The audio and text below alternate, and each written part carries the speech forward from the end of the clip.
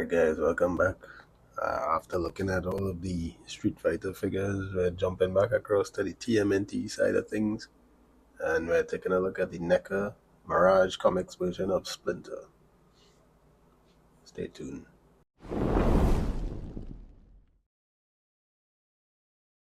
So taking a look at the packaging here, real nice artwork on the front. This looks straight out of the comic, if I remember correctly. And also this one. And some nice promo shots. I hope to get a Zog, but more than likely is going at some ridiculous price on eBay. I'll have to check it out and see. It'll be nice to review that sometime. More artwork on the side. And there's a nice little cutout on top of these packagings so the light could actually shine down into the and illuminate the figure. So let's unbox this and see exactly what it comes with. Alright, so once again we have our trusty box cutter, and we'll be opening this package from the bottom. As I've learned, usually the best way to do it.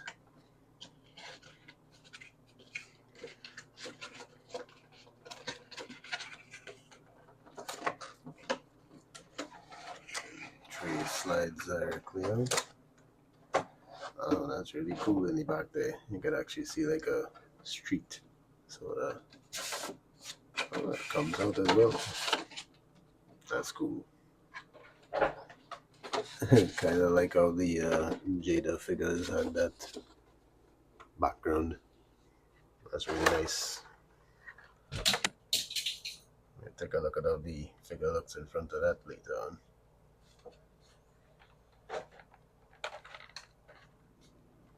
So this is the clamshell. You can see it comes with a kettle. There's a Utrom there. A walking stick. And then there's a tray on the back which has some tape.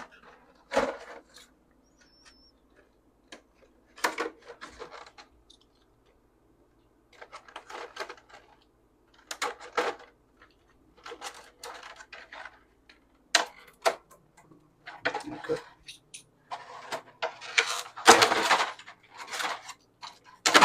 Oh, what is that tape made out of? See, on the bottom tray, he does have 4 baby turtles, a smaller version of Splinter. I'm not sure what these are for. There's a Mauser. There's a broken mutagen canister, and there are 2 pairs of hands.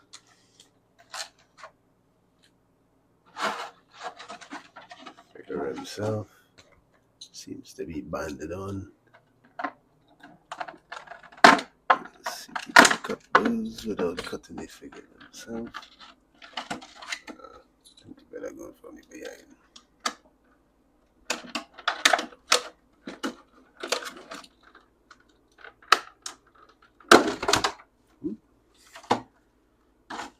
So now that we got the figure out, we'll take a closer look at it and all his accessories.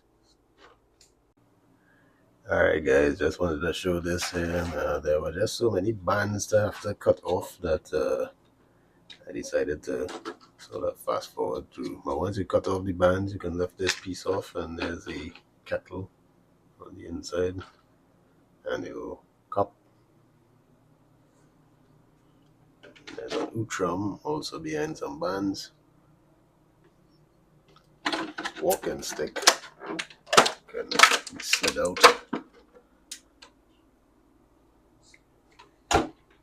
That's it for that tray. The underneath tray also had bands holding this in place. But once you cut off all the bands, you can then lift this piece off. And here we have the unmutated version of Splinter.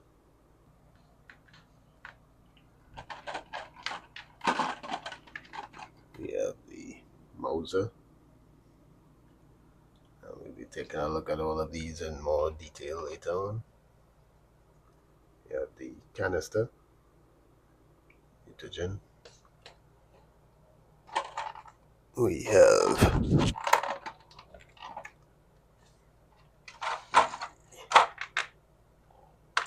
hands, which are two gripping hands, and then like two pointing hands, I guess you could say.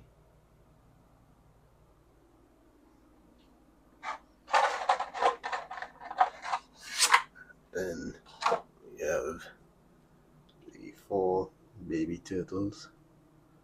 They all look to be identical. That's real cool though. 2 by 2.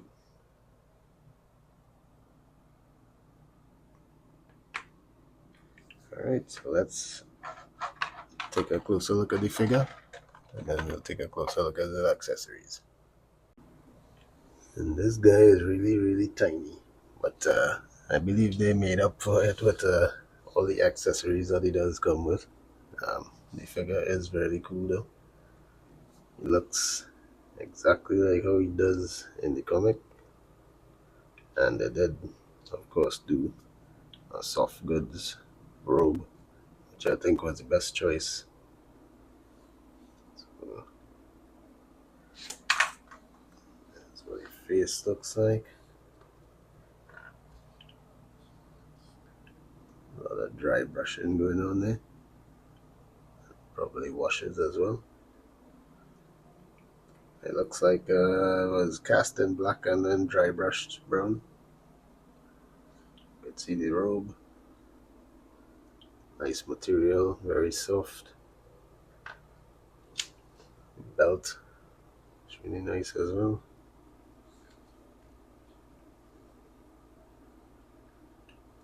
Down to the arms, and all underneath here is sculpted as well. I could take off the robe later on and we'll see how that looks. Probably none too pleasant. See the feet, more dry brushing down there. Really nice sculpting. It's a simplistic design for Splinter on this, but I think it works really well. And the tail does have like a bendy wire in it. Get that little curl. And I think, does this rotate? Yeah, it does rotate at the base there. Oh, and it does have a hinge. If I can get it to work.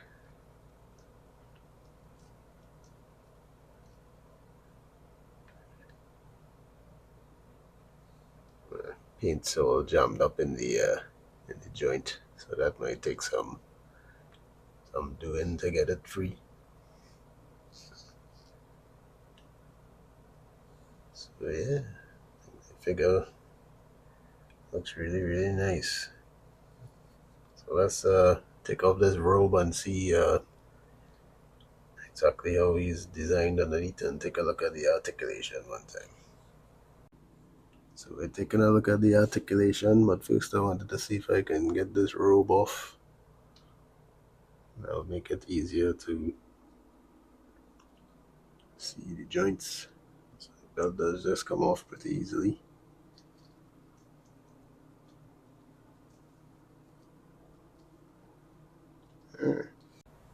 So now that the robe is off, let's take a look at the articulation. His head does look up really nice. And down seems to be on a ball joint. Does get some tilt, and of course swivel. The shoulders come up to around there. Obviously rotate. The elbows do bend. The no bicep swivel, but the swivel is at the elbow. The wrists swivel and hinge. The torso does have a ball joint, not very much range. You get about that forward and that back. not much at all. The legs do kick forward around there, kick back around there. Can do a split. I just realized this bottom piece here is rubbery, so it doesn't impede any articulation like that. The knee does bend only about there. It does have a swivel at the knee. The ankle goes up around there, down to about there, and it does have an ankle pivot. And the tail, as mentioned, does have a joint, which is a hinge, and then it also swivels. And there's a bendy wire in there. So all in all, I would say very nice articulation for such a small figure. So let's take a closer look at the accessories that he comes with. He does have on him, straight out of the packaging, 2 open palm hands. However, you can swap those out.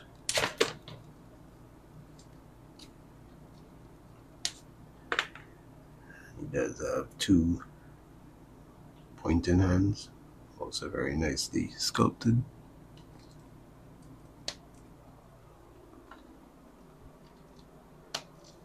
So I guess he could be giving a lesson to the turtles.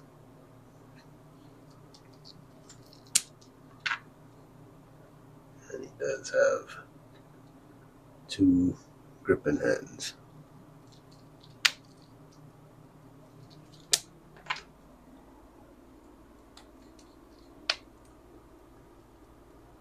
Those fit on really tightly.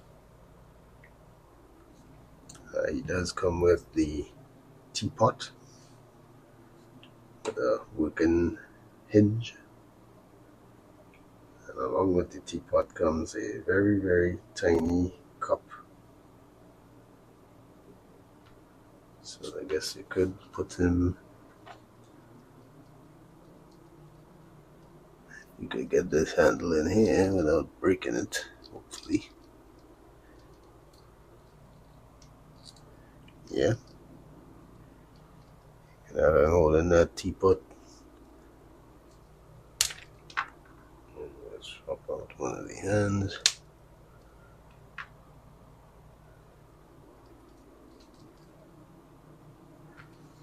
And then he looks like he's about to serve some tea there or something.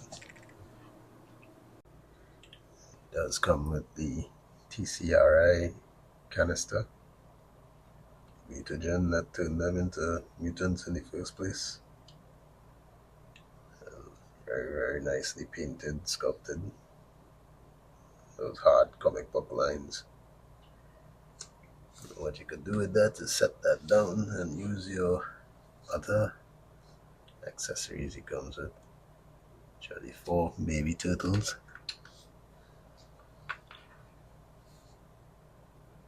All of them seem to be the same sculpt as far as I could tell, but they're all very nicely painted and stuff.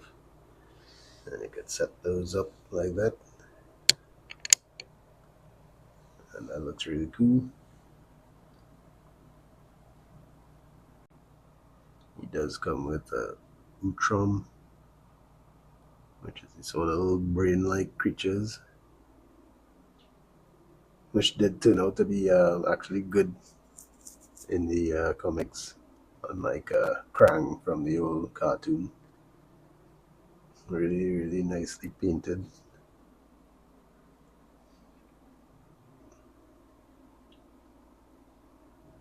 Nice sculpt, everything. Seems to be a wash in there as well. I really wouldn't mind getting the Utrom figure of the Utrom in the robot body itself. Looks really cool.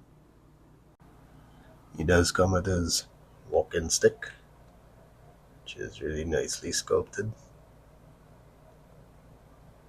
It is a harder material, so you probably want to be careful with that.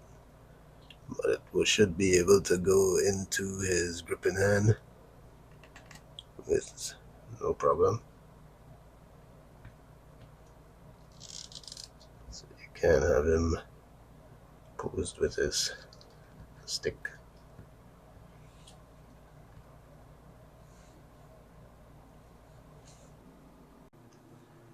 It does come with a tiny unmutated Splinter sculpt as well. It looks really cool. No articulation on these, it's just static, but really nicely sculpted.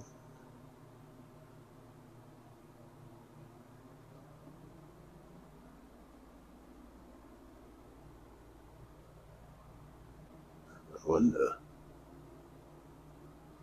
Nah, there's no articulation there. Looked like there was at the neck for a moment there, but I guess not.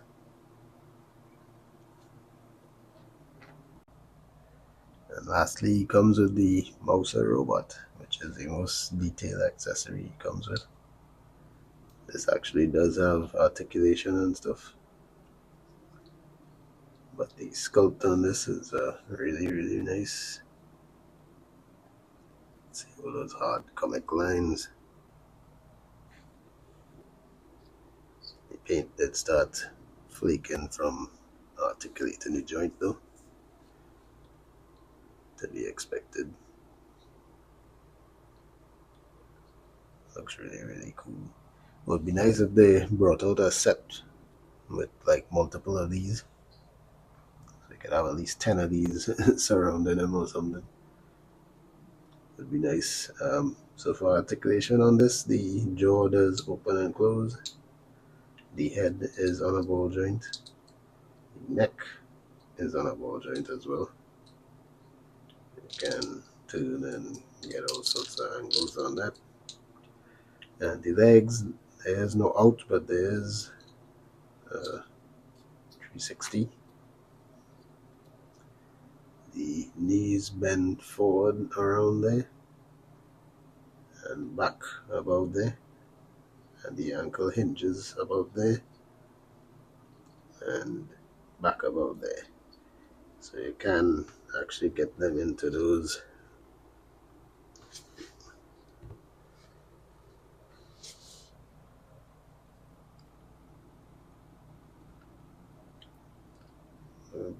balance.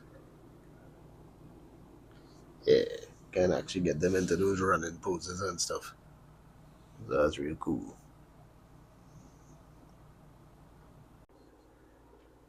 So for measurement, it does stand about 3 3/4 inches tall, and this Mouser is about 2.5 inches tall.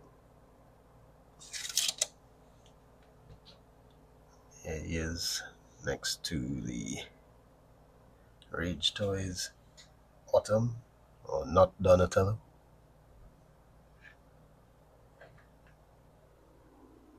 The Fury Toys Spring, or Not Leonardo.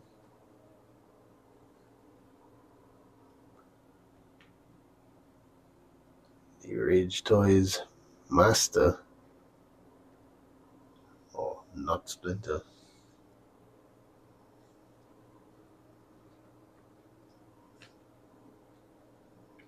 And then up against Marvel Legends Ant-Man.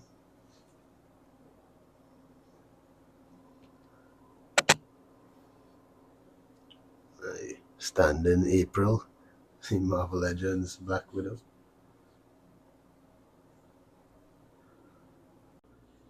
And probably the one that everyone wants to see the most is how he looks up against his boys.